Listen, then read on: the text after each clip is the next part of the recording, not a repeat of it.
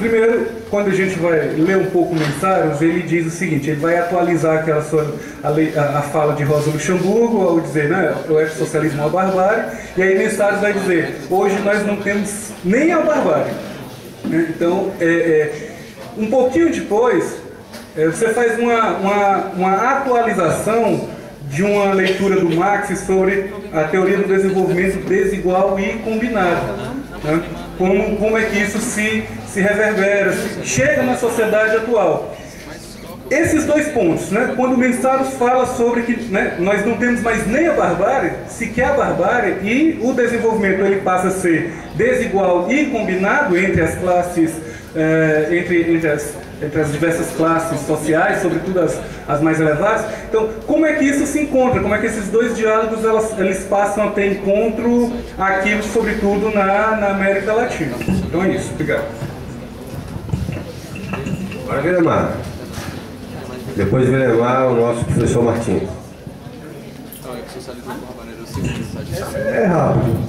Eu queria só pontuar uma coisa que a Soraya falou que eu acho muito importante, que é aquela história do eu falo do que eu faço. Né? A gente precisa ser ecológico para falar de ecologia. Né? E aí eu não quero pregar moral, nem quero que todo mundo... Né?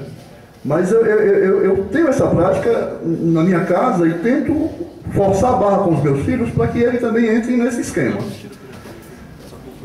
Eu queria tomar a história do trem. O freio, a gente retira o trem cair no abismo ou a gente reforça o trem para brecá-lo de uma só vez. Nas duas opções, há uma tragédia. Uma, o trem cai no abismo, na outra, o trem freando de uma vez e descarrilha. Eu quero saber, e aí?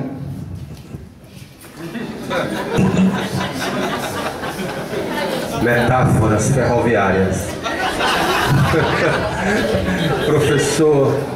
Professor Martins, depois o professor Ireleno. Estamos na sessão de professores. Boa noite para os camaradas e as camaradas e boa noite para a mesa. É uma satisfação estar com o Luvi. Infelizmente eu não pude vir à tarde, então eu vou tomar da sua fala aquilo que você falou com a questão do Marx sobre o Estado, né? Que não adianta você pensar em destruir o capitalismo se você não destrói o Estado que fez o capitalismo, que sustenta o capitalismo. Então a minha pergunta, também vou usar aqui um pouco o Mensários, né? Tomando aquilo que a Soraya falou. No momento em que o Brasil tem um governo que era de um partido de esquerda, que é o Partido dos Trabalhadores, do qual muitos de nós aqui pertencemos um dia a esse partido, está acontecendo exatamente o contrário do que se pensava. O capitalismo está cada vez... E os capitalistas nunca ganharam tanto dinheiro como no governo Lula. Então, o Mensários faz uma análise também lá no seu livro Para Além do Capital sobre a questão dos partidos políticos. E se a gente tivesse tido acesso ao Mensários há muito tempo, nós já sabíamos o que ia acontecer, saberíamos o que iria acontecer com o PT. Eu não tive à tarde, então eu lhe pergunto, ora, se é possível, através dessa via da política partidária, realmente se acabar o Estado e, consequentemente, o capitalismo e fazer uma nova sociedade. Porque se nós fizermos um Estado socialista, como se tentou fazer na União das Repúblicas Socialistas Soviéticas e em outros países, não dá nenhum resultado. Obrigado. Obrigado, professor Martins. Também saudar a presença do professor Aécio, da Economia. Economia ecológica, tá bom. Seja bem-vindo. Você é sempre bem-vindo aqui, professor Aécio e demais professores e professoras. O último inscrito desse bloco também é um professor, o professor Ireleno. Economia de Eicos.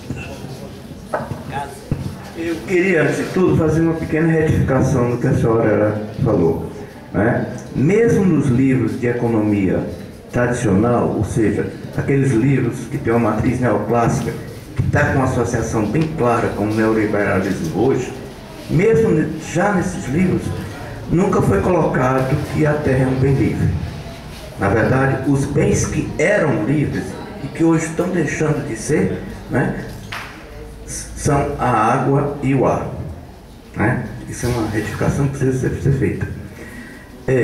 Outra coisa que eu queria fazer, a propósito de uma pequena conversa que eu tive com o Martins, né, é que me incomoda muito, como economista, uma visão de um certo modo satanizada de alguns setores que associa o economista ao monetarista e aquele que tem uma visão neoliberal.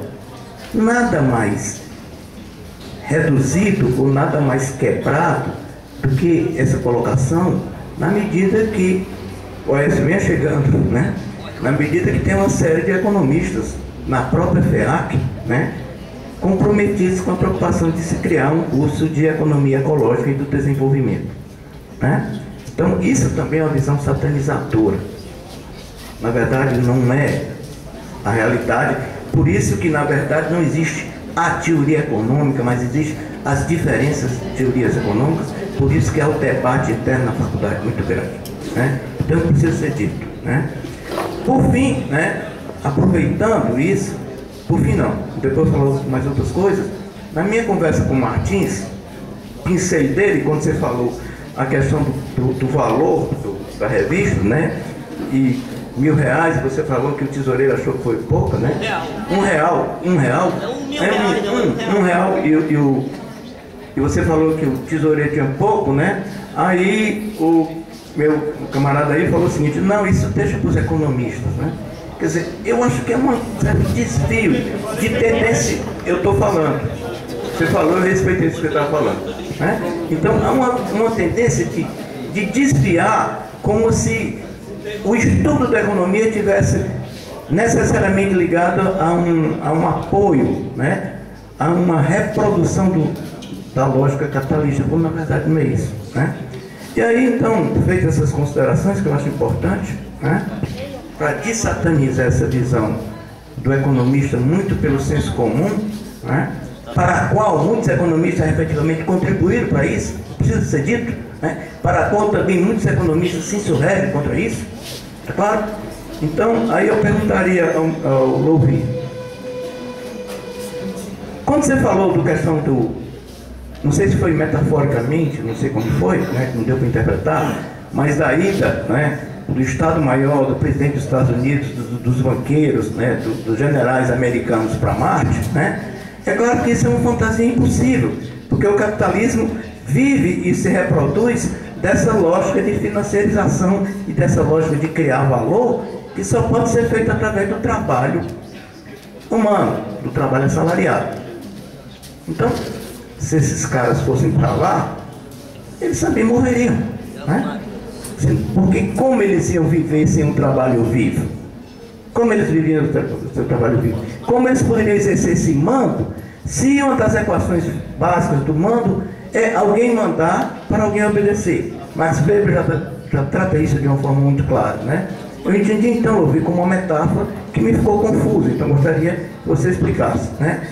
E a última coisa então, né?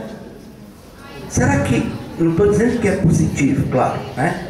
Mas será que é possível, né, essa convivência absolutamente perversa que já tem hoje, muito claramente, entre capitalismo e barbárie, né? Porque você propõe ecossocialismo ou barbárie, né? Eu vejo que a história pode ter vários caminhos, né?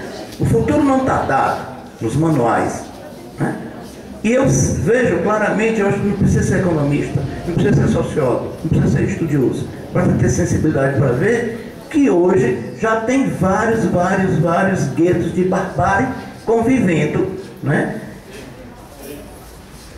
Opressivamente, convivendo conflituosamente, mas convivendo com o capitalismo. Isso que eu acho uma grande ameaça também.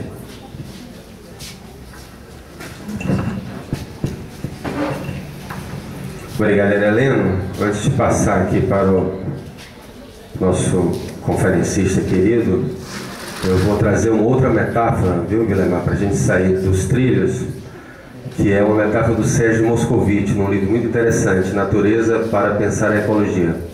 O progresso é um elevador sem mecanismo de descida, inteiramente autônomo e cego, de onde não sabemos sair, nem aonde irá parar.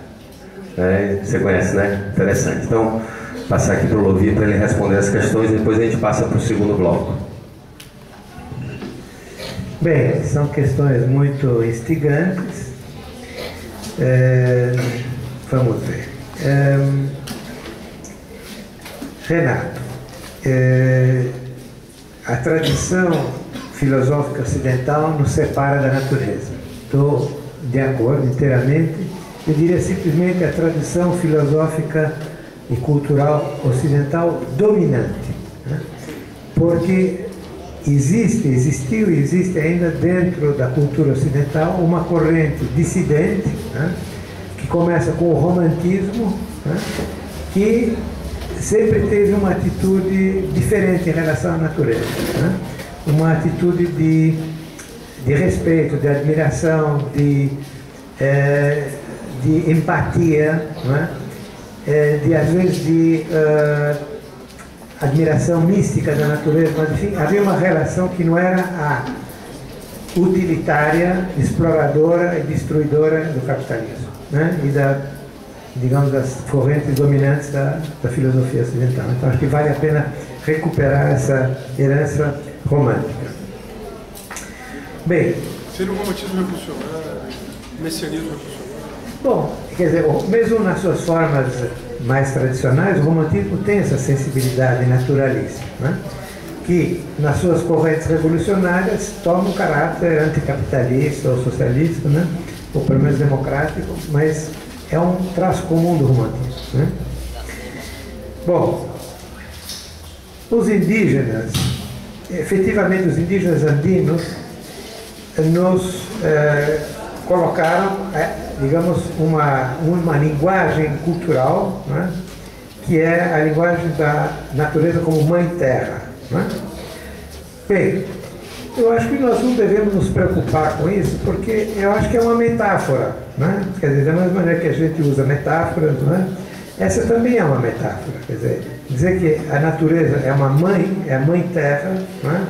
Essa espécie de sacralização da natureza, bom, isso corresponde, né, à tradição, às culturas indígenas, né? Respeitável, faz parte da maneira como eles concebem a sua luta, né, para defender a natureza, né? E acho que é legítimo isso, né? Não somos necessariamente obrigados a adotar a mesma linguagem, não somos obrigados a reproduzir a mesma relação com a natureza, né? Não somos obrigados a considerar que a montanha é sagrada, né? Para entender que destruir essa montanha é uma agressão, né, à natureza, ao equilíbrio ecológico, etc., né? Então, eu acho que nós podemos abordar as mesmas questões com os nossos critérios de pessoas profanas, digamos, da civilização urbana, sem que isso implique em deslegitimar, não é, a cultura indígena, que é um dos motivos mais importantes da mobilização, né, dos indígenas. E como eu digo, nós somos obrigados a reconhecer que eles são hoje em dia a vanguarda da luta de resistência contra a destruição do meio ambiente na América Latina.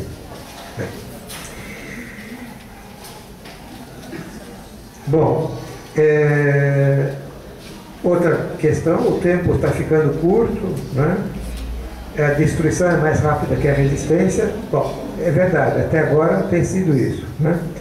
Mas a aposta nossa é que vai chegar um momento que a resistência vai ser mais forte que a destruição, né? Essa é a nossa aposta, né?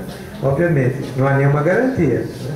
Mas nós estamos apostando que a resistência vai se estender, vai se desenvolver e vai começar a ter mais peso, digamos, do que o processo de destruição, porque, por enquanto, estou de acordo com você, né? não é o caso.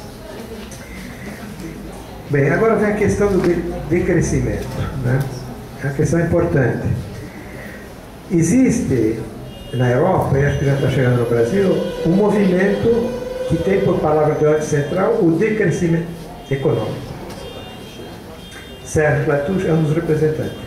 Esse movimento é uma nebulosa, ele não é homogêneo, ele tem uma ala direita, que na minha opinião é o Sérgio Latouche, porque o Sérgio Latouche recusa aceitar que o problema tem a ver com o capitalismo, ele diz que é um problema do Ocidente, da cultura, enfim, da tradição ocidental, e aí ele põe o marxismo no meio também. Eu acho ele bem confuso. Mas existe uma esquerda desse movimento do decrescimento que coloca a questão do anticapitalismo e mesmo a questão do socialismo. Então, com essa corrente, acho que a gente pode ter um diálogo interessante.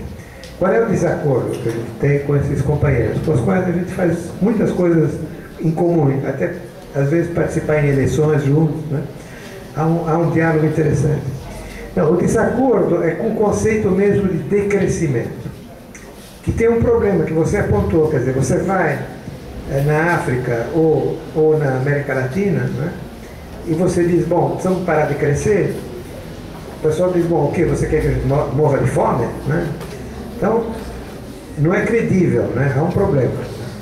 Então, a gente tem que explicar as coisas de uma maneira um pouco diferente. Porque decrescimento tem o perigo de cair numa visão quantitativa. Quer dizer, o pessoal do crescimento diz, não, precisamos crescer 5%, 10%, não estamos crescendo suficientemente. Quer dizer, tem uma visão quantitativa de crescer mais e mais, né? Nós sabemos que isso é um absurdo, ecologicamente. Agora, não dá para a gente dizer que o contrário é decrescer 5% a menos, 10% a menos. Não dá para formular dessa maneira. Por quê? O problema tem que ser visto de uma forma qualitativa, né? Isso quer dizer, o quê? Existem alguns tipos de atividades que a gente não quer fazer decrescer, a gente quer acabar, né? Acabar, de uma vez por todas, né? Por exemplo, a energia nuclear, né? Que é um perigo para a humanidade. Por exemplo, as centrais elétricas movidas a carvão, que são desastrosas do ponto de vista do meio ambiente, né? Ou, para falar de outro tipo de atividade,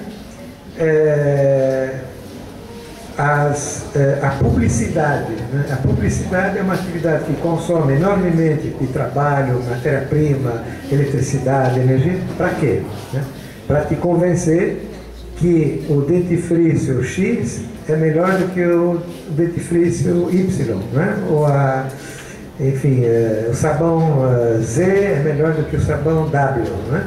Absurdo, né? Totalmente absurdo, irracional do ponto de vista social e ecológico, mas é parte integrante do sistema capitalista.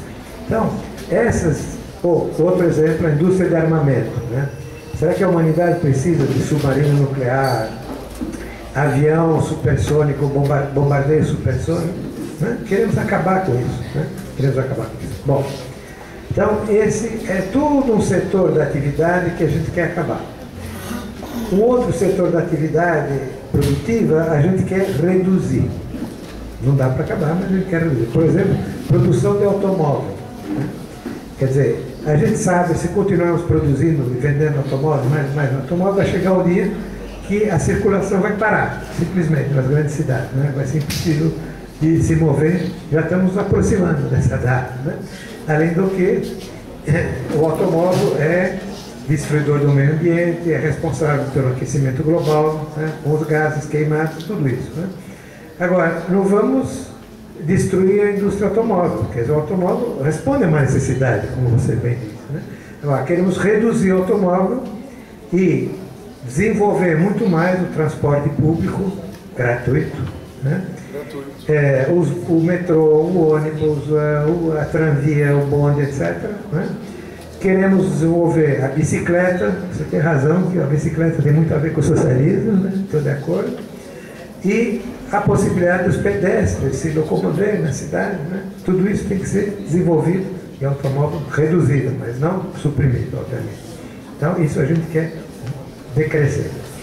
E outras atividades a gente quer fazer crescer. Por exemplo, a gente quer mais educação e mais saúde. A gente quer mais eletricidade solar, né? A gente quer mais agricultura ecológica. né? Tudo isso que por enquanto é muito pequeno, a gente quer fazer crescer, né? Então, por isso que a gente tem que ter uma visão qualitativa, né? Diversificada, né? De coisas que a gente quer suprimir, coisas que a gente quer reduzir e coisas que a gente quer fazer crescer, né? Então, isso, o conceito de decrescimento não dá. Agora, quem vai decidir o que vai crescer, o que vai diminuir, o que vai ser suprimido? Não é o biru político, né? Não são os bancos, não é o mercado, entre aspas, né? Vai ser a planificação democrática, isto é, a própria população, né? Que vai decidir em função de que critério? As necessidades sociais e as necessidades ecológicas, né? São os dois critérios, né? Critérios que são qualitativos, não são quantitativos, são qualitativos. Satisfação das necessidades sociais e respeito ao meio ambiente, aos equilíbrios ecológicos. Isso é o sentido que a gente chama de planificação democrática ecossocialista. Bom, é isso. Em duas palavras, Bem, Rafael, desenvolvimento igual e combinado, eu não vou falar porque seria outro assunto para uma outra conferência, que agora não vai dar para fazer, mas o que disse o Mésaros, acho interessante, né? Aliás, já tinha sido dito pelo Ernest Mandel. Né? Mandel tem um discurso dele que ele fez, dizendo o seguinte: Rosa Luxemburgo disse socialismo ou barbárie. A ameaça hoje em dia é outra, é socialismo ou morte. Né? Ele está pensando numa ameaça para a vida humana no planeta. Ele está pensando na ameaça de guerra atômica, ele está pensando na ameaça da catástrofe ecológica. Então ele dizia, né, já não é nem barbárie, né? É a própria vida que está ameaçada. Eu acho que o Mésaros é um pouco isso que ele quer dizer. Eu acho que é profundamente justo, né? Como aviso, né? Aviso de incêndio, né? Como aquele do Walter Benjamin. Bom, Villemar e o seu trem descarrega. Bom, é um perigo, efetivamente. Então, a gente tem que puxar o freio com cuidado, né? Para o trem não descarregar. Vai tomar a metáfora. Então, o processo de transformação da sociedade não vai se dar em 5 minutos, né? A gente precisa criar as condições para uma transição, né? Uma transição ao socialismo, né? Que vai levar anos. É todo um processo de transformação da sociedade, das mentalidades, né? Um processo revolucionário que vai ser todo um processo de anos, né? Então não é que de repente a gente vai parar o trem e vai descarregar, não. A gente vai criar, pouco a pouco a gente vai freando o trem, né? Até ele parar, e aí todo mundo desce e sai de bicicleta, né? Então eu proporei então essa nova metáfora, né? Vamos parar esse trem, né? E vamos sair de bicicleta. Bom, agora, Martins, é possível uma política partidária acabar com o capitalismo, com o Estado, etc? Depende do partido, né? Os partidos tradicionais da esquerda, dominantes, quer dizer, a social-democracia e o stalinismo, já mostraram que não dá. Quer dizer, os social-democratas fizeram média com o capitalismo, né? E os stalinistas aproveitaram de uma revolução que acabou com o capitalismo para estabelecer uma ditadura burocrática terrível, né? Em base de um Estado burocrático. Então temos que buscar outros caminhos, outro tipo de partido, né? Com uma outra relação entre o partido e os movimentos sociais, as massas, né? Então a gente discutiu disso hoje à tarde, né? Tivemos aquela discussão, será que o partido deve ser de vanguarda, como a esquerda costuma dizer, ou deve ser de retaguarda, como diz o nosso amigo Boaventura, né? De Souza Santos. Então a minha proposta hoje à tarde era que a gente precisa ter uma visão dialética da relação entre o partido e os movimentos sociais, a classe trabalhadora, os pobres, né? Quer dizer, o partido tem que aprender, tem que ser capaz de ouvir os movimentos, aprender com eles, né? Não achar que ele sabe tudo, né? Que ele é o dono da verdade. Por outro lado, o partido também tem uma contribuição a dar aos movimentos. Ele tem alguma coisa que ele conhece, né? Da história do movimento operário, do marxismo, que ele pode trazer. Então, essa relação dialética Só os partidos que são capazes de criar essa dialética que podem jogar efetivamente um papel positivo numa transformação revolucionária da sociedade. Bem, e com o que disse o amigo o professor de economia, estou de acordo, evidentemente. Existe a economia política é um campo em que se enfrentam posições políticas e sociais muito diversas, não é? É um campo em que se dá também a luta de classe se dá dentro da economia também, né? E existem em todos os países grupos de economistas de esquerda ou economistas marxistas que levam essa batalha para dentro da economia política, né? Na França nós temos um grupo de economistas que se chamam os economistas aterrorizados, né? Eles estão aterrorizados com a política dos governos dentro da crise econômica, né? Aqui a gente tem os aterrorizantes. O Baixa, Na Argentina existe um grupo dos economistas de esquerda que é muito importante, né? E assim por diante. Então, evidentemente, economista não é igual a neoliberal. Bem, evidentemente a história da ida, digamos, do presidente dos Estados Unidos a Marte, bom, é uma alegoria, né? Mas é verdade, esse documento existe, mas mostra mais o desespero dos representantes do sistema que não encontram saída. Então eles imaginam saídas completamente absurdas e irracionais, né? Por várias razões, entre outras a que você mencionou. Bom, e evidentemente nós assistimos à presença da barbárie no seio do capitalismo desde hoje, né? Isso é parte da história do capitalismo. Quer dizer, na história do capitalismo constantemente reaparecem manifestações de barbárie, né? Isso Marx já dizia, né? Quando ele fala da história da acumulação primitiva, né? Já na origem do capitalismo está a barbárie, né? E a cada momento na história do capitalismo a gente vê aparecer novas formas de barbárie, novos crimes, novas guerras, novos genocídios, né? Novas bombas atômicas, né? A barbárie é inerente à história do capitalismo, até hoje. É isso. Vamos passar aqui para o segundo bloco, né? Sim, eu vou falar sim, claro. Vixe, cara, tem um monte de gente aqui. O Lovi está pedindo aqui.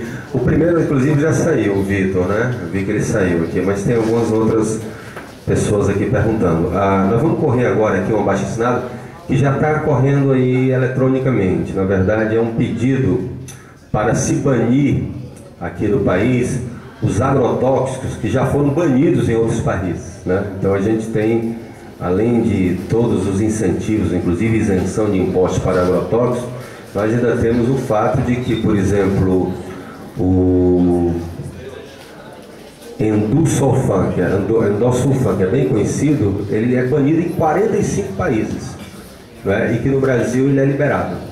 Então,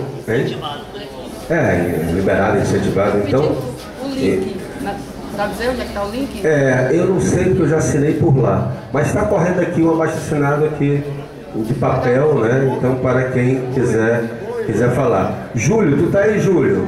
Júlio, enquanto o nosso querido Lovi está ali um pouquinho, dá um informe aqui sobre o setorial, né? Viu, pessoal? A atenção aí, esse lugar é sempre complicado ali.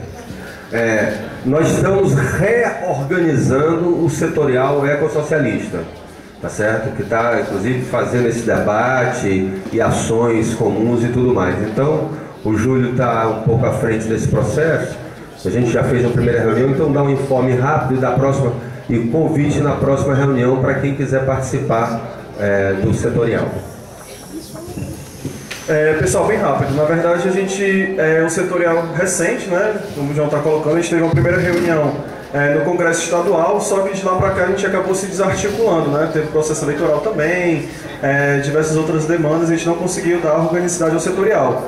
A gente fez uma retomada, né? Uma primeira reunião dessa retomada que foi na quarta-feira. A gente passou aqui a videopalestra, né? Do Martinez Allier. E aí a gente fez uma breve discussão e fez uma primeira reunião de retomada. E aí eu fico o convite, quem tiver interesse nessa discussão, nesse debate, quiser conhecer mais, quiser aprofundar, a gente está, enfim, retomando mesmo, desde a ideia de organicidade, como vai ser. A gente acabou de criar uma lista, quem quiser se inserir, né, a gente pode passar uma lista, quem quiser coloca o seu e-mail, o seu nome, que a gente adiciona.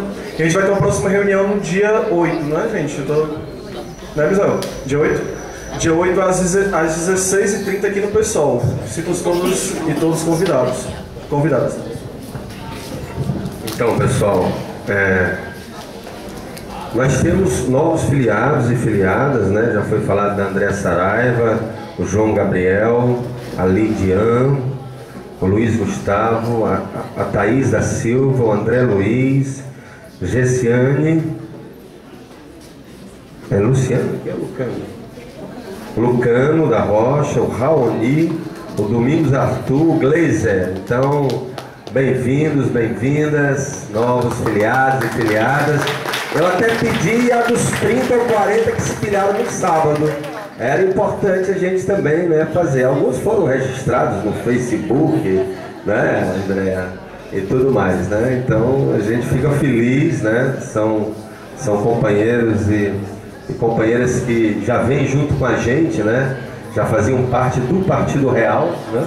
E agora já então integram o nosso partido. Então, nós vamos então para o último bloco, né? O Lovi já está dizendo, ó, já está no segundo expediente, né? Teve à tarde aqui o debate, então a gente pede que as pessoas sejam as mais resumidas possível, começando aqui com o nosso camarada Arnaldovski. Então,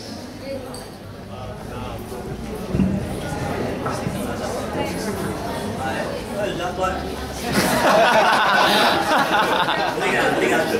É um beijo para a Só muda Obrigado.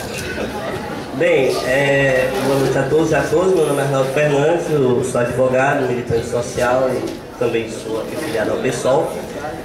Queria trazer aqui mais uma metáfora para a contribuição, né, extraída de um livro citado pelo próprio Michel Louvi, escrito por ele, né, Aviso de Incêndio, o qual ele já se referiu aqui, cujo título é bastante sugestivo, né? Aviso de Incêndio tem alguma coisa a ver aí, simbolicamente com o aquecimento global, né? Você pode fazer essa ligação. E ele, você fala aqui na sinopse, né? Inclusive, existe um quadro do crime intitulado Anjos Novos, né? Ele está representado um anjo e na metáfora, né? Aqui diz que tem uma tempestade, né, que leva ele para o céu, ou para bem longe do lugar onde ele estava olhando, né, atentamente, de forma inclusive bastante, digamos assim, chocado, né, talvez com o que via, uma catástrofe, né.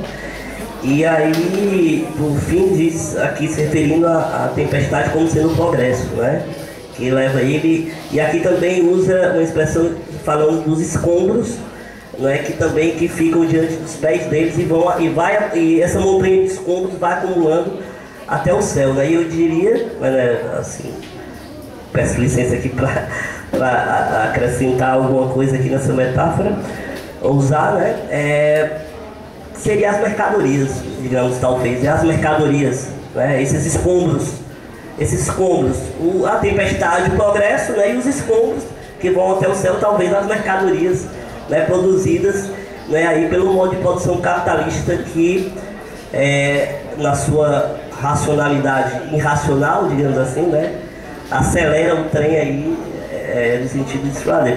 Eu ia, na verdade, pegar um aspecto que você não tinha falado na sua intervenção inicial, mas acabou falando nos comentários, que é a questão da publicidade, né? E essa questão da publicidade, eu queria dar um ênfase maior nisso, né? Você fala, inclusive, no texto que o Renato se referiu, né? O socialismo e planejamento democrático, né? Esse é o nome da tradução aqui em português. Mas a publicidade, ela é algo muito perverso, assim, e muito difícil também de combater, né? Que é uma coisa que mexe, inclusive, com a dimensão cultural, né? Com os desejos que a Soraya aqui falou, né? Os sentimentos das pessoas, né? E também a gente vê que ela é transportada aí para a política também, né? Nessa ânsia do capitalismo de transformar tudo enquanto em mercadoria, acaba também transportando para a política, não é? E a gente vê a interveniência dos marqueteiros, pagos a peso de ouro aí pelos candidatos aí, né? Da ordem, né? Como a gente costuma dizer, do sistema. E a gente se coloca em resistência a isso, inclusive afirmando, como até costuma dizer o João Alfredo, né? Que política não é negócio, e, né? Candidato não é produto e voto não é mercadoria, né, João? É o que a gente pensa, né? Exatamente, mas o que eles fazem é justamente isso, né? A gente gostaria, né? O que eles fazem é justamente isso, né? Colocar esse esqueminha aí, esse modelinho aí, né? Então aí eu queria que, se possível, você desenvolvesse um pouco mais essa questão das estratégias de combate à publicidade, né? Essa cultura, né, digamos assim, da tentativa de fabricação do consenso através da manipulação dos desejos e tal, como é que a gente trabalha isso aí, né? Que seria, ao meu ver, um dos grandes desafios, né? E por fim, queria dizer também que eu concordo também com a angústia do Vilemar, né? Eu também sou, um tanto quanto pessimista, eu tenho minhas dúvidas se vai dar tempo a gente frear o trem, mas até como eu costumo, até já depois de brincadeira com o João Alfredo, com o José e outros, né, eu diria, bem, se a gente vai conseguir ou não sei, mas pelo menos a gente vai atrapalhar a vida dos caras, entendeu? Vai encher o saco deles, entendeu? Ele não vai entregar barato, assim, entendeu? A gente vai tentar salvar aí, né, a nossa contribuição para salvar o planeta da catástrofe, mas se a gente não conseguir, pelo menos, a gente vai atazanar a vida dos caras aí, entendeu? É isso, obrigado. O Arthur Petrola, Sertão Arthur, tá aí? Opa! Olha aí, viu se fosse uma cobra, né? Aquela velha piada. Vandinha. Bom, eu vou ser bem objetivo aqui, tá? Eu queria resgatar só uma fala tua, Luvi, da tarde, que quando a gente perguntou sobre a questão da mudança do aparelho de Estado, tu disse que o caminho seria talvez a auto-organização, né? Reviver o poder democrático dos trabalhadores. E quando você foi falar, você falou um pouco de Itaocara, né, que foi o primeiro município do Brasil, do Rio de Janeiro, tem um governo do PSOL, e fica um pouquinho da minha curiosidade em relação a essas experiências particulares como caminho. Você falou mais cedo do Chile, falou, enfim, de alguns países da América Latina, mas não falou do Uruguai. E o Mujica, né, assim, tem se tornado um encantamento para o poder socialista da América Latina por diversas coisas, por renegar o salário que ele ganha, por práticas mesmo voltadas para isso. Eu queria saber um pouco da tua opinião sobre o Uruguai. Como é que você vê o governo socialista do Uruguai? Vandinha, cadê a Vandinha? Vandinha. Opa, lá vem ela. Vândala Souto. Depois da Vandinha, a Cecília, e a gente vai concluindo aqui com a minha inscrição. Vai apresentar a teoria do vandalismo. Não, na verdade eu acho que eu fui mal entendida à tarde. Eu quero primeiro esclarecer, eu não sou marxista ortodoxo. Eu sou do marxismo dialético. Não, nunca fui disso. Mas nós fomos, não foi, Lovi? Um dia nós sempre que éramos. Tudo bem, faz parte. Quando o Lovi veio pra cá, ele disse que também era marxista esotérico. Você lembra? Esotérico? Nós éramos todos esotéricos naquele tempo. Mas como o marxismo é movimento, é transformação, nós nos transformamos com os processos. Viu? Não, então, na verdade é porque eu não tenho muita clareza da questão do ecossocialismo. E aí eu acho interessante os debates que o partido que incorpora a pauta da ecologia, porque no meu entendimento o ecossocialismo é a incorporação é o socialismo no século XXI com a incorporação da pauta da ecologia. Por quê? Aí a Soraya pontuou a questão da nossa própria relação. Ou seja, como processo histórico de construção do novo, ou seja, do socialismo, do século XXI. Então eu entendo dessa forma, como essa relação, a relação com o nosso corpo, a relação com a nossa alimentação, a relação com que o Marx dizia, mudar assim para mudar as coisas. Então a nossa própria relação, porque às vezes eu fico pensando, a natureza está aí, não é boa nem ruim. Ela está aí, o problema é o que é o capitalismo que é implementado sobre ela. E aí eu acho que tem um debate que vem na campanha, que é o bem viver. Eu não sou muito simpática a essa coisa do bem viver, não. Eu sou simpática a questões dos modos de vida que o Trotsky escreveu, eu sou simpática a isso aí. Também porque é da minha tradição, né? Também gosto do Trotsky, da Rosa, do Gramsci, desse daí. Não sou não, sou dialética. Sou dialética e entendo os processos como os processos de movimento e de transformação. Porque se as pessoas não se transformam, elas não vão transformar o mundo. Primeiramente, elas têm que se transformar. Então, assim, eu só perguntar, porque eu não tenho muita clareza. E eu acho que o debate, a gente poderia incorporar o debate da ecologia nesse debate do socialismo do século XXI. Não sei, não tenho muita clareza não. Ou se é programático, ou é algo programático. Agora, a Cecília, como é que tá aí, Cecília? Tem condição de sair aí? Depois eu... Não, sai de lá onde ela está. É. Bora, mulher. Havia... Então, boa noite, gente. Meu nome é Cecília, sou militante do PSOL. Queria perguntar duas coisas, na verdade, uma coisinha e uma outra aqui que alguém, né, não quer mais perguntar. A primeira questão então, vou logo fazer a pergunta aqui. Louvi afirma no surrealismo e marxismo, a estrela da manhã, que é necessário buscar o reencantamento do mundo. A arte seria essa dimensão? Vou repetir. Você afirma no livro A Estrela da Manhã que o surrealismo e o marxismo que é necessário buscar o reencantamento do mundo. A arte seria essa dimensão? E assim seria importante para o ecossocialismo? Seriam essas duas perguntas. O que eu ia falar, na realidade, assim, é o contexto mais brasileiro, né? A gente vem passando aí por um contexto de mudança no Código Florestal, né? Novo Código Florestal, e de na realidade, um apanhado de flexibilizações da legislação ambiental. Até o pessoal da SEMAS que estava aqui, não sei se já foi, mas com uma luta importante que é justamente em relação à questão dos terceirizados, né? O assédio moral que esses funcionários sofrem para liberar licenciamento, né? Quando é de interesse por parte do governo do Estado, né? Dentro do seu projeto de desenvolvimento. E no Brasil, hoje, a gente tem um contexto que é de aprofundamento, né, de um modelo de desenvolvimento através do PAC, né, sobretudo, de grandes obras, né, de grandes investimentos, numa série de obras, né, megaprojetos e mega empreendimentos, né, que tanto destroem o meio ambiente quanto desalojam comunidades tradicionais, sobretudo aquelas comunidades que ainda têm uma relação, né, de valor de uso com a natureza mais forte. Então, daí também a importância da questão ambiental, né, a partir do momento que a gente vê o desenvolvimento do capitalismo e como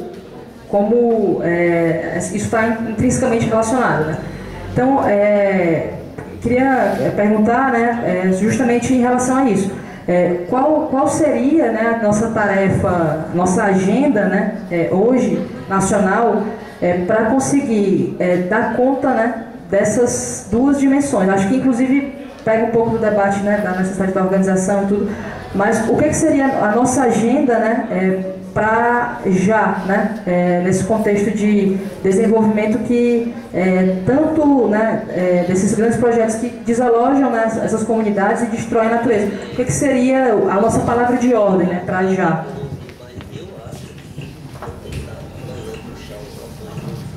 Está passando a lista setorial. Então, quando a Vandinha falou, como a gente está aqui ligado aqui, né, Andréia, o Alexandre Costa, que está nos assistindo, né, nosso camarada, professor da física, né, e membro do painel brasileiro de mudanças climáticas, ecossocialista de primeira hora, ele mandou o seguinte recado para a Vandinha. Não, é sério. Sociedade humana é subsistema interno à natureza. O mundo do carbono engloba o mundo do trabalho. É por isso que ele diz que não é só consciência de classe, não. É consciência de biota também, né? Que é preciso ter, tá certo?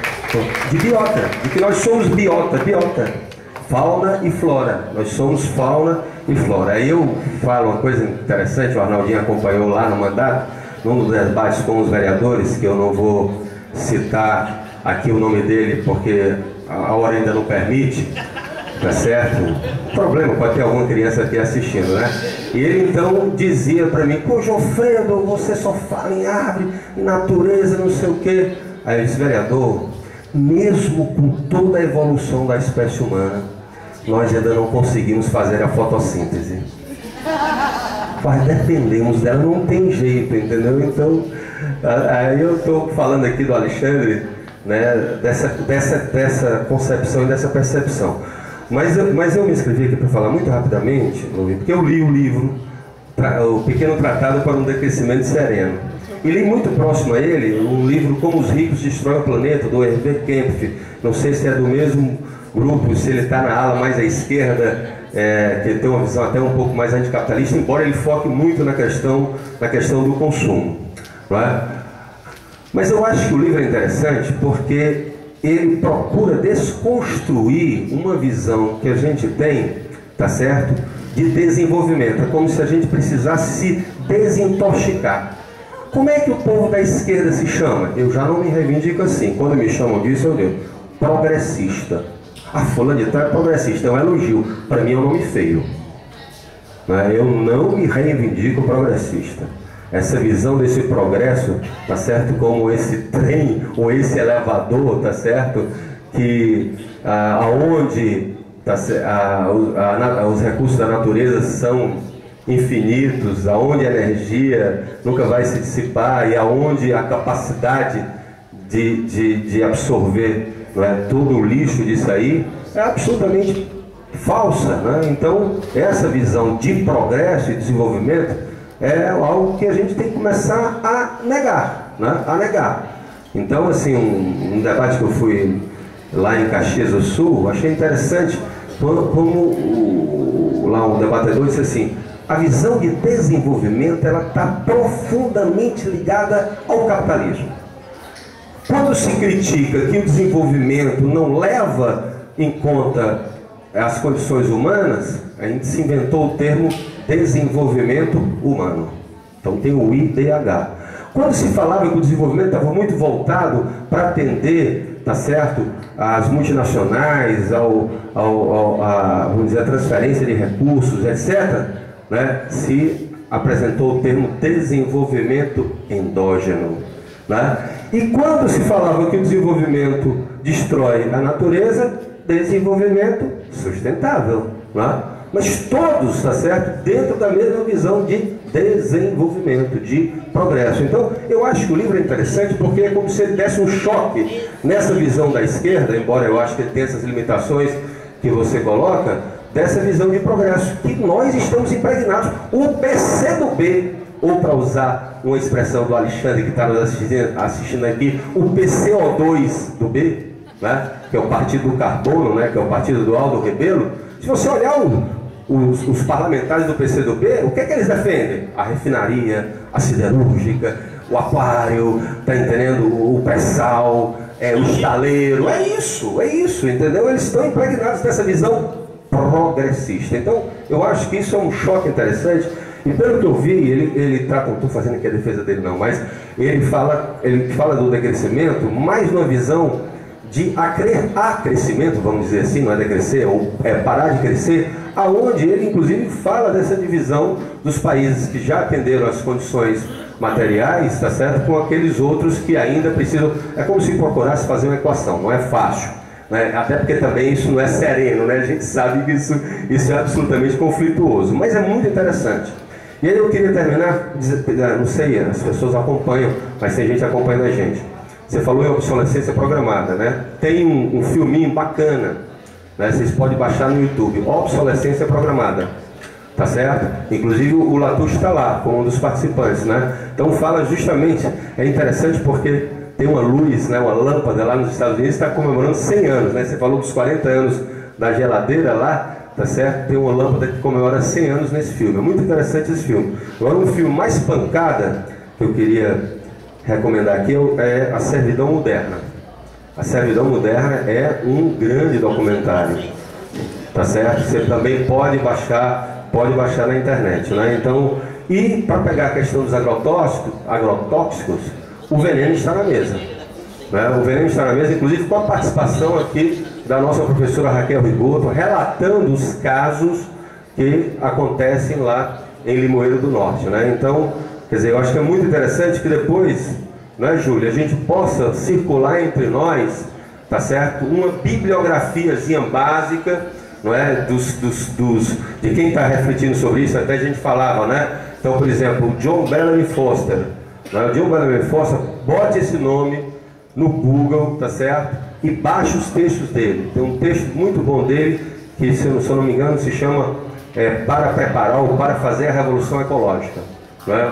Que trata muito desses temas do aquecimento global, inclusive com esses cenários aqui o Lovis se referiu. Então, o Bellamy Foster é um cara, ele tem um livro, né, Ecologia de Marx, né, mais teórico e tudo mais, mas ele tem textos também muito conjunturais de combate que vale a pena ler. Então, era só isso aí, só para provocar um pouquinho a discussão. Então, a gente vai passar para que o Lovi possa responder essas últimas questões, não é?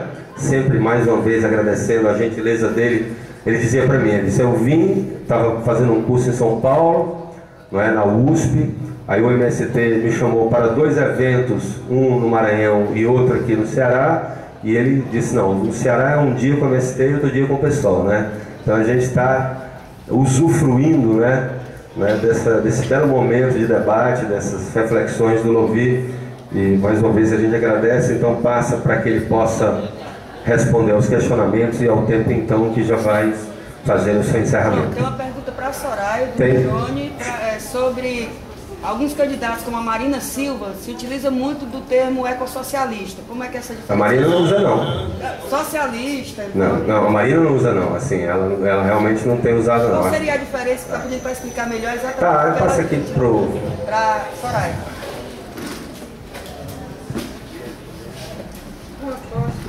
Bom, o João já falou. Na verdade, aí muitos se reivindicam ecossocialistas, né? E fazem parte, inclusive, de organizações que permeiam vários partidos, né? Tem pessoas que se auto-reivindicam ecossocialistas no PT, tem ecossocialistas em diversos partidos.